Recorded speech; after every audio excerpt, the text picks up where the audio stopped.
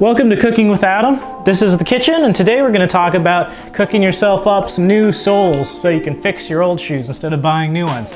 I don't see anyone buying SBR rubber for some reason. So SBR rubber, styrene butadiene rubber. This is 70A, comes in all sorts of durometers.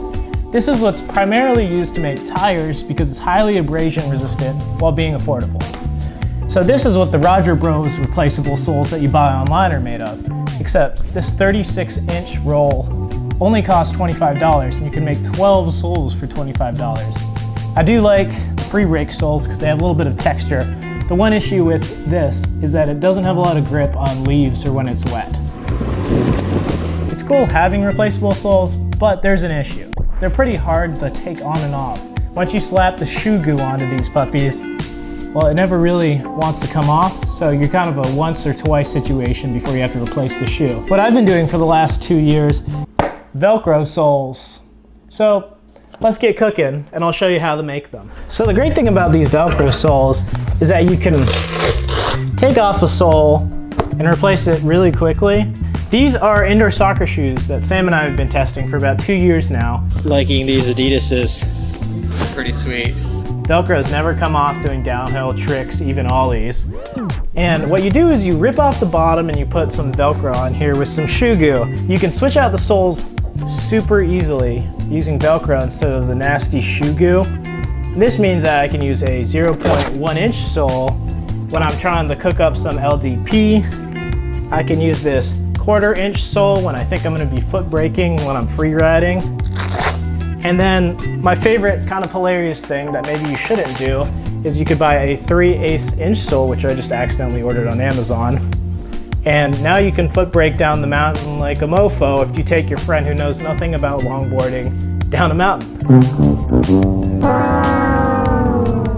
So let's talk about putting these ingredients together and making these shoes now. Indoor soccer shoes are pretty nice because they have a nice leather exterior, but they breathe a little bit better than skate shoes. They make me feel fast. And the big thing is that they have a little bit of foam underneath for when you rip off the rubber. Because if you shoe goo on top of another sole, which you could do, it gets pretty heavy. Something I'm looking to try is these trail running shoes, which are a little bit more minimalistic, a little bit less leather. And I'm mostly going to use these for LDP. The hardest part probably is the first step. You got to rip off the sole. It's really not too bad as long as you have some heat. Oh yeah. You could use a heat gun to do this, but the whole idea of replacing the soles on your shoes is because we're cheap and we're longboarders and we don't make a lot of money. So you can use a gas stove if you want.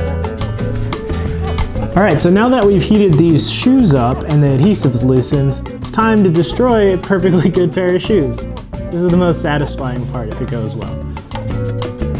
Here I've got my pliers, here I've got my shoes. Test the waters, make sure none of the foam is coming off when I start ripping off the rubber. Just gonna heat that up a little bit more.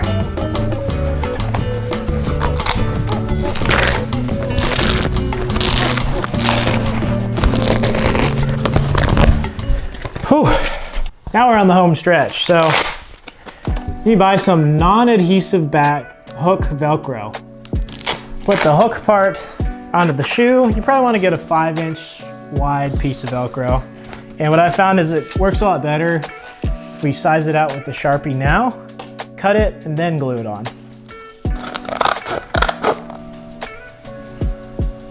Make sure to sand the bottom of these shoes so the adhesive sticks on better.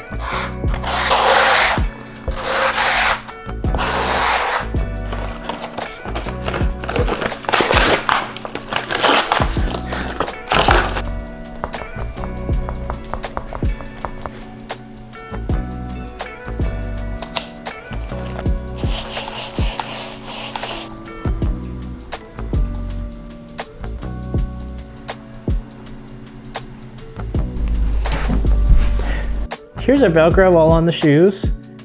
Pretty good. We gotta wait at least 24 hours for this shoe goo to dry before you can even try messing around with it. I'd recommend using more shoe goo than you think you need. Make sure to spread it around pretty evenly and push it in well. Start off with your non-dominant, non-foot braking because that shoe is gonna be a lot worse than your second one. It's always different for every shoe. So Making these rubber soles is probably the easiest part.